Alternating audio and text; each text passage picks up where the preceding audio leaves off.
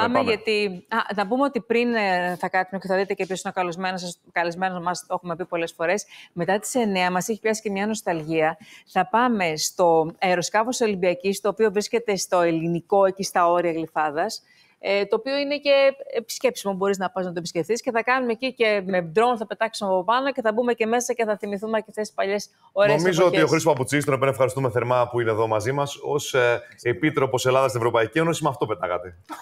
Δεν ξέρω τα το Boeing αυτά συγκεκριμένο. της Ολυμπιακής και από το ελληνικό επίσης, νομίζω. Καλημέρα σας. Από το ελληνικό οπωσδήποτε. Ναι. Και ξεκίνησε. Και κυρίως πριν, όταν πρωτοεκλέχθηκα ευρωβουλευτής, ήταν από το ελληνικό βέβαια. Ναι, σωστά. Θέλουμε να σας ευχαριστήσουμε που είστε σήμερα εδώ, μετά έτσι από πάρα πολλά χρόνια. Και είναι σημαντικός και ο λόγος και η εμπειρία σας, εν ώψη και των ευρωεκλογών. Όμως πριν, έτσι, γνωρίζουμε ότι ξέρετε κι εσείς και τον Τάσο Μπερσίμ, έτσι, από τις, είναι μια απώλεια που εσείς τι έχετε να θυμηθείτε. Νιώθω πολύ μεγάλη θλίψη για την απώλεια του Τάσου Μπερσίμ, ο οποίος υπήρξε ένας εξαιρετικός άνθρωπος, ένας γλυκύτατος άνθρωπος, αλλά ταυτόχρονα ένας εξαιρετικός επαγγελματίας. Εγώ τον γνώρισα στην προεκλογική περίοδο του 1981, όταν είχε αναλάβει από την πλευρά της ΕΡΤ τότε. Δεν το γνωρίζαμε πριν, μετά εκεί το γνωρίσαμε, εκεί συνεργαστήκαμε πρώτη φορά, την κάλυψη των συγκεντρώσεων του Ανδρέα Παπανδρέου. Και έκτοτε συνδεθήκαμε μαζί. Ο Τάσος έδινε πάντοτε τις καλύτερες ιδέες σε όλους εμείς που είχαμε την ευθύνη για τις διοργανώσεις των συγκεντρώσεων του Ανδρέα Παπανδρέου, στον Κώστα Λαλιώτη, τον Πέτρο Λάμπρου, τον Κίμωνα Κουλούρη και τον Γιώργο Παναγιωτακόπουλο. Κυρίως για να μπορέσουμε να δείξουμε στον κόσμο, με την δύναμη της εικόνας, την πραγματική διάσταση των συγκεντρώσεων εκείνης της εποχής. Δεδομένου ότι για εκείνους που δεν θυμούνται, δεν ήταν εύκολο να περάσουμε το μήνυμα της αποδοχής των λόγων του Ανδρέα Παπανδρέου και του Πασόκ στον κόσμο, γιατί ήταν κλειστές οι πόρτες και τα παράθυρα των μέσων μαζικής ενημέρωσης. Επομένως, με την δύναμη της εικόνας, και θέλω να πω ότι ο Τάσος Μπερσίμ ήταν εκείνος ο οποίος εισήγαγε στην κάλυψη των πολιτικών συγκεντρώσεων την εναέρια κάλυψη με τις κάμερες με τους γερανούς. Να σου πω, υπήρχε πάντως ένας αστικός μύθος. Ο εμπνευστής των drones. Μετά είχαμε τα drones, δηλαδή στην ουσία έδωσε την οπτική ότι μπορείς από ψηλά να δώσεις μία άλλη έτσι. Συγγνώμη, υπήρχε την δεκαετία του 80 όμως και του ένας αστικός μύθος ότι χάρη στον Μπερσίμ φαινόντουσαν πολυπληθέστερες οι συγκεντρώσεις του Πασόκ από ό,τι ήταν. Η πραγματικότητα ήταν ότι φαινόταν η πραγματική διάσταση. Γιατί κανείς δεν το κάλυπτε. Αναγκαζόμασταν να χρησιμοποιούμε τις φωτογραφίες σε μεγάλη κλίμακα, αλλά από τηλεόραση δεν είχαμε την δυνατότητα να καλύψουμε το εύρος και τον αριθμό των ανθρώπων που ακολουθούσαν τη διαδρομή. Παρ' όλα αυτά όμως ο Τάσος στη συνέχεια συνδέθηκε προσωπικά με τον Ανδρέα Παπανδρέου, του είχε απόλυτη εμπιστοσύνη. Και ακόμα και στην περίοδο που ήταν ο ίδιος αδύναμος, μετά το Χέρφιλντ και τις ταλαιπωρίες που είχε με την υγεία του, ο Τάσος ήταν πάντα εκεί, από τους λίγους ανθρώπους που έμειναν κοντά του μέχρι το τέλος. Λοιπόν, πάμε στα ευρωπαϊκά τώρα. Πάμε, γιατί είπατε το πρόβλημα τότε ήταν να περάσετε το μήνυμα. Πόρτες κλειστές και τα σχετικά. Πάμε να δούμε αν περνάει το μήνυμα των ευρωεκλογών τώρα. Και πάμε να δούμε και ποιο είναι και το διακύβευμα ή αν έχουμε καταλάβει εδώ στη χώρα μας τι ακριβώς συμβαίνει στην Ευρώπη με την ψήφο μας, πόσο μπορούμε να καθορίσουμε το μέλλον μας και της Ευρώπης. Η αλήθεια είναι ότι δεν είμαι πολύ ικανοποιημένος από την απόδοση αυτής της ανάγκης, της ανάγκης που υπάρχει για την ελληνική κοινωνία να ξέρει ακριβώς τι ψηφίζει. Και φοβάμαι ότι εδώ έχει ευθύνη όλο το πολιτικό σύστημα, γιατί δεν αναδεικνύει την πραγματική αξία των ευρωεκλογών, στο τι ακριβώς ψηφίζουμε, τους εκπροσώπους μας, δηλαδή των πολιτών, για να εκφράσουν τις δικές μας ανησυχίες και τη δικιά μας θέληση για την Ευρώπη του μέλλοντος, και αναδεικνύουμε θέματα που αφορούν την εσωτερική πολιτική συζήτηση κυρίως. Βεβαίως έχουν μια εθνική διάσταση πάντοτε οι ευρωεκλογές, γιατί οι πολίτες στέλνουν μηνύματα και προς την κυβέρνηση και προς τα κόμματα της αντιπολίτευσης, αλλά αυτό στην πραγματικότητα αποσιωπά τον πραγματικό ρόλο των ευρωβουλευτών. Και έτσι ο καθένας, ακόμα και αν θέλει να αντιδράσει στις εθνικές πολιτικές, ψηφίζοντας ένα πολιτικό κόμμα ή κάποιους ευρωβουλευτές που έχουν μια αντισυστημική προσέγγιση, ο πολίτης δεν ξέρει ότι όταν εκείνος θα εκλεγεί στο Ευρωπαϊκό Κοινοβούλιο θα μιλήσει ή θα υπηρετήσει πολιτικές που είναι εναντίον της Ευρωπαϊκής Ένωσης. Το ερώτημα είναι, ξέρουμε σήμερα ποια κόμματα σαφώς τάσσονται στο πλαίσιο της Ευρωπαϊκής Ένωσης?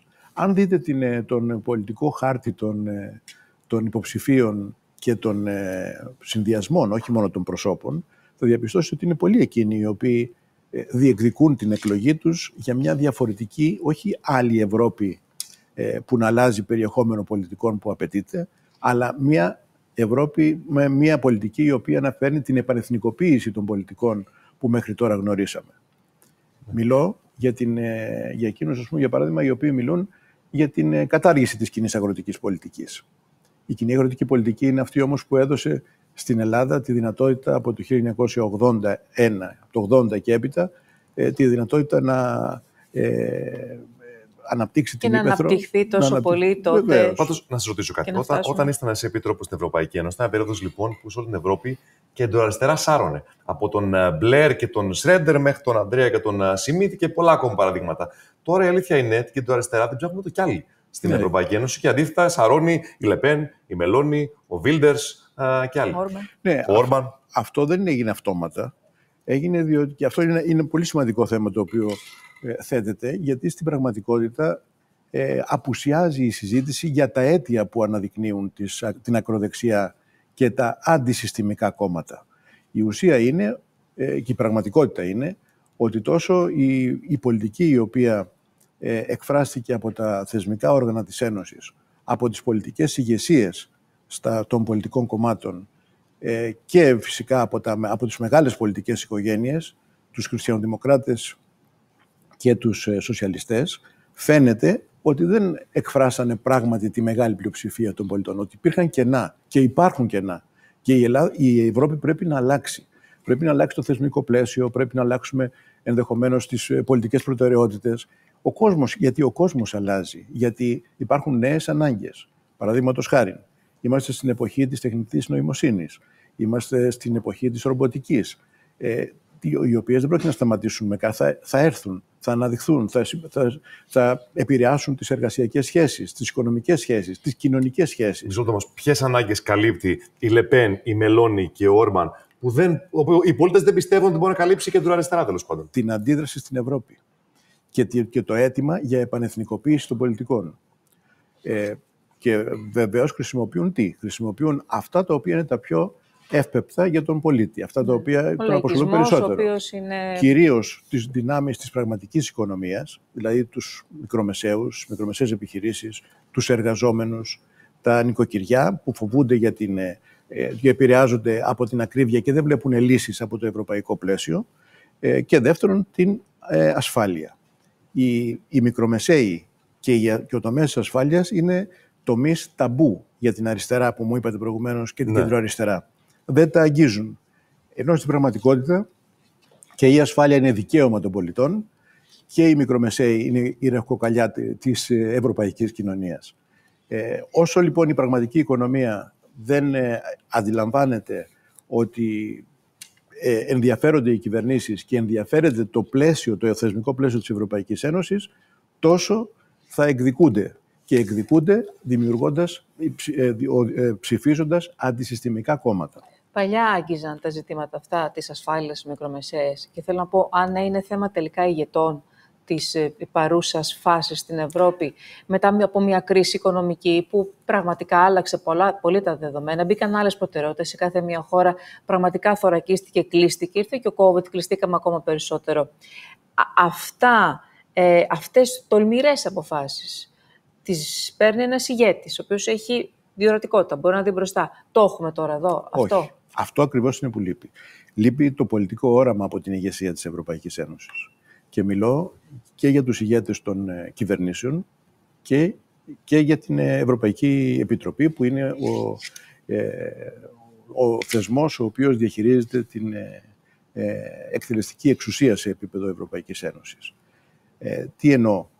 Εννοώ ότι οι πολιτικές ηγεσίες διαχειρίζονται το σήμερα και δεν έχουν το θάρρος και την τόλμη να αλλάξουν και να πάρουν ριζοσπαστικά μέτρα, αλλάζοντας ακόμα και τις προσεγγίσεις τις ιδεολογικές τους προσεγγίσεις, για να ανέδειξαν κιόλας τις θέσεις αυτές. Να ανταποκριθούν στα θέματα που αφορούν. Παραδείγματος χάρη, είδαμε την κρίση, την χρηματοπιστωτική κρίση, είδαμε την κρίση του κορονοϊού. Ο κόσμος έβγαλε συμπεράσματα. Όλοι μας βγάλαμε συμπεράσματα. Οι πολίτες βγάλαν συμπεράσματα. Η χρηματοπιστωτική κρίση απέδειξε ότι τελικά η αυτορύθμιση των αγορών είναι ένα όνειρο απατηλό. Η κρίση με τον COVID και ό,τι επιπτώσεις οικονομικές και κοινωνικές είχε, τι απέδειξε? Απέδειξε ότι το σύστημα, η Ευρώπη, οι κυβερνήσεις, οι Ηνωμένες Πολιτείες, όχι μόνο στην Ευρώπη, παντού, δεν ήμασταν έτοιμοι. Δεν είχαμε προβλέψει ότι μπορεί να υπάρξει πανδημία. Σύστημα υγείας, ας πούμε. Βεβαίως, το συστήματα υγείας, όχι μόνο τα συστήματα υγείας. Εδώ δεν υπήρχε χρηματοδότηση της έρευνας για το ενδεχόμενο πανδημίας, για το ενδεχόμενο αντιμετώπισης πανδημιών. Δεν είχαμε ακόμα προβλέψει το μηχανισμό μεταφοράς και διακίνησης των εμβολίων.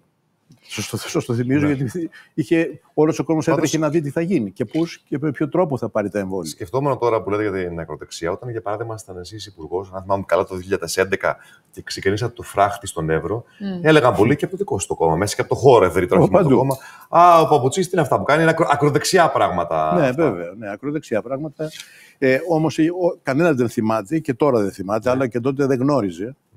Ούτε είχε σκύψει, οφείλω να πω, και λυπάμαι που το λέω, αλλά δυστυχώς έτσι είναι, ούτε είχαν αντιληφθεί ακριβώς ποια είναι η συνθήκη Σέγγεν της χώρας μας, στην οποία η χώρα μας συμμετέχει και είναι και ο βασικός πυλώνας, ένας από τους βασικούς πυλώνες της ευρωπαϊκής ολοκλήρωσης.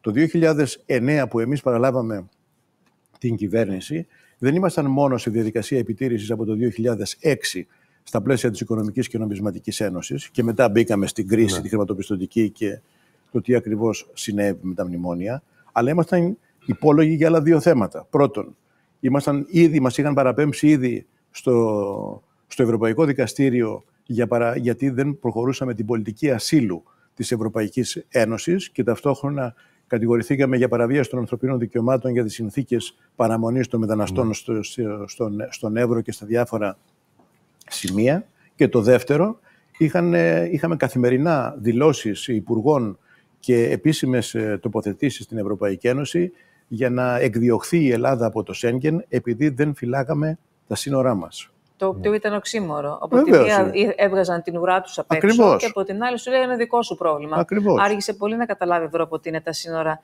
και της Ευρώπης αυτά. Ναι, γι' αυτό το λόγο τότε, ακριβώς επειδή υπήρχε αυτό και δεν μπορούσαν να κατηγορούν την Ελλάδα, η οποία στο κάτω-κάτω της γραφής με τις δικές της δυνάμεις δεν μπορούσε να καλύψει τα ευρωπαϊκά σύνορα που είναι τα ελληνικά ευρωπαϊκά σύνορα.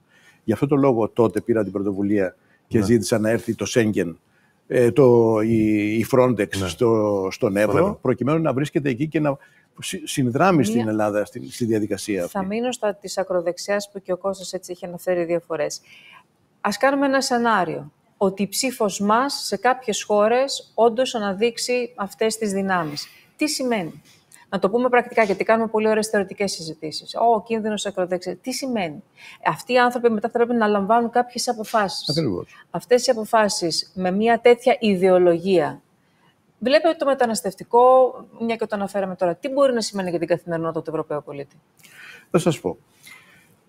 Μετά από 10-15 χρόνια, πόσο κρατάει, 12 χρόνια ίσως, επιτέλους τώρα, συμφώνησαν στην αναθεώρηση της συνθήκης του Δουβλίνου 2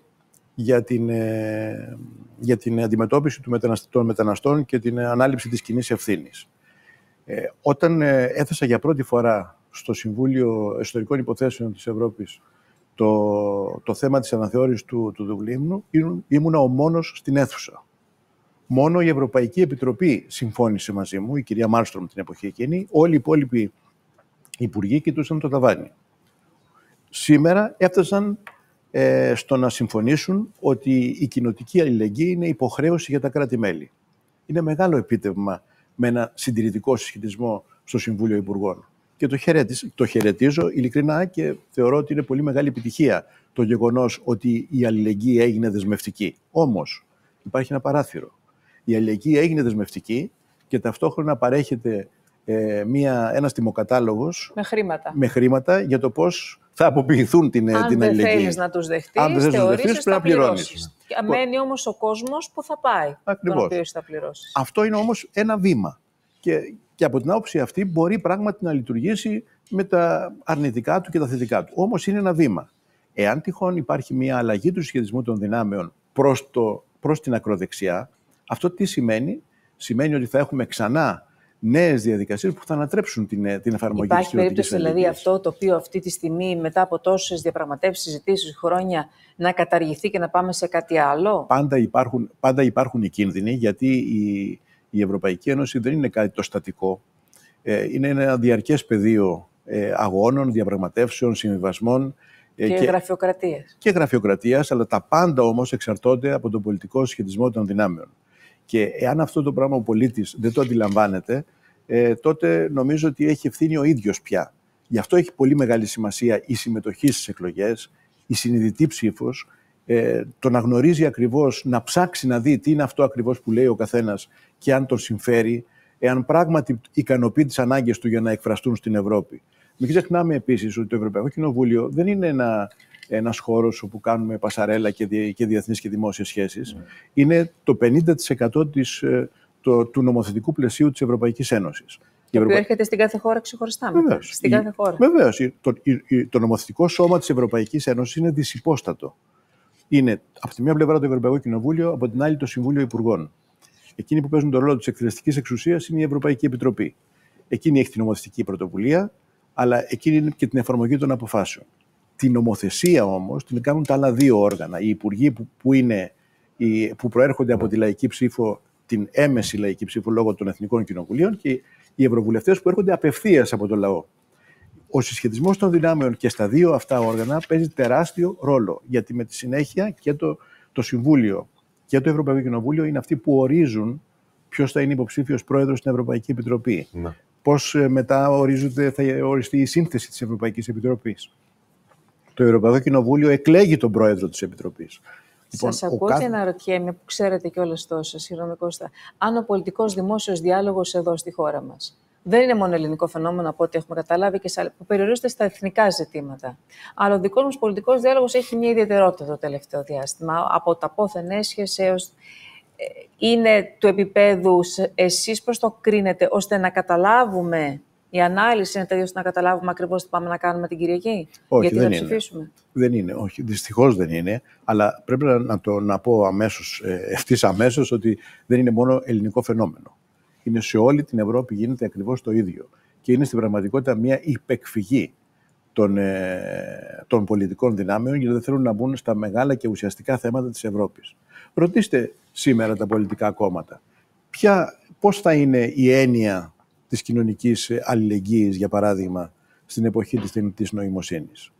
Πώς θα είναι η έννοια της ελεύθερης αγοράς στην εποχή της τεχνητής νοημοσύνης? Πώς αντιμετωπίζουμε τα θέματα του ανταγωνισμού? Εδώ στην Ελλάδα είναι χαρακτηριστικό το παράδειγμα, αν μου επιτρέπετε να πω, είναι ο ανταγωνισμός. Όλοι μιλούν για τον ανταγωνισμό, να γίνουμε πιο ανταγωνιστικοί, η οικονομία μας να λειτουργήσει, οι επενδύσεις, το ένα το άλλο. Ωραία ακούγεται. Ωραία ακούγονται, όλα ωραία λόγια. Ωραία. Οι επενδύσεις για να γίνουν χρειάζονται σταθερό φορολογικό σύστημα. Οι επιχειρήσεις για να λειτουργήσουν χρειάζονται υγιή ανταγωνισμό. Χρειάζονται κανόνες πρώτον και δεύτερον θεσμούς υγιούς ανταγωνισμού και ελεγκτικούς μηχανισμούς. Τρίτον, χρειάζονται ισχυρό, ανεξάρτητο, αντικειμενικό σύστημα δικαιοσύνης. Και η δικαιοσύνη να εκδίδει αποφάσεις που αφορούν τις οικονομικές δραστηριότητες με ταχύτητα. Γιατί όταν δεν εκδίδει τις αποφάσεις με ταχύτητα, τότε αυτό λειτουργεί εις βάρος του ανταγωνισμού και εκείνοι οι οποίοι έχουν ολιγοπωλιακές τάσεις το εκμεταλλεύονται. Συγγνώμη, κάτι εσωτερικό, γιατί μια τελευταία ερώτηση πρέπει να κλείσουμε. Θέλω να ρωτήσω κάτι εσωτερικό. Γιατί επειδή γνωρίζετε πάρα πολύ καλά, έχετε συνεργαστεί πολλά χρόνια και ως υπουργός του Ανδρέα Πανδρέου, έχει γίνει ξαφνικά, εγώ λέω ξαφνικά, 30 χρόνια μετά το θάνατό του, ένα πρόσωπο που έχει μπει στην προεκλογική ατζέντα. Δηλαδή, ο Στέφανος Κασελάκης προχθές από την Θεσσαλονίκη είπε: εμείς είμαστε η κληρονομιά του Ανδρέα Πανδρέου. Το λέω με δικά μου λόγια, αλλά περίπου αυτό είπε. Ναι, το Πασόκ εδώ στο ΣΥΡΙΖΑ, τον επικαλείται. Ο Νίκος Ανδρουλάκης προφανώς τον επικαλείται. Τελικά, ποιος έχει την κληρονομιά, την πολιτική του Ανδρέα Πανδρέου σήμερα? Καταρχάς, κανείς δεν μπορεί να μιλήσει ότι έχει την κληρονομιά του Ανδρέα Παπανδρέου. Εκείνο όμως που θα πω εγώ και θα θυμίσω είναι μια κουβέντα του Ανδρέα Παπανδρέου. Το Πασόκ είναι παντού, είναι κίνημα λαού. Ναι. Ήταν κίνημα λαού και θέλουμε να το ξαναδούμε. Να είναι ένα κίνημα μαζικό, λαϊκό, που να ανταποκρίνεται στις προσδοκίες του λαού. Αλλά χαίρομαι γιατί τουλάχιστον υπάρχει αναγνώριση, έστω από όλα τα χρόνια πριν, και ο Κυριάκος Μητσοτάκης το ίδιο θα έλεγε νομίζω, ότι ο Ανδρέας Παπανδρέου ήταν μια μεγάλη προσωπικότητα που επηρέασε καθοριστικά, θα έλεγα, την ελληνική κοινωνία και την σκέψη όλων μας. Μάλιστα. Ευχαριστούμε πάρα πολύ. Ευχαριστούμε πάρα πολύ, κύριε Καλημέρα. Να είστε καλά. Ευχαριστώ πολύ.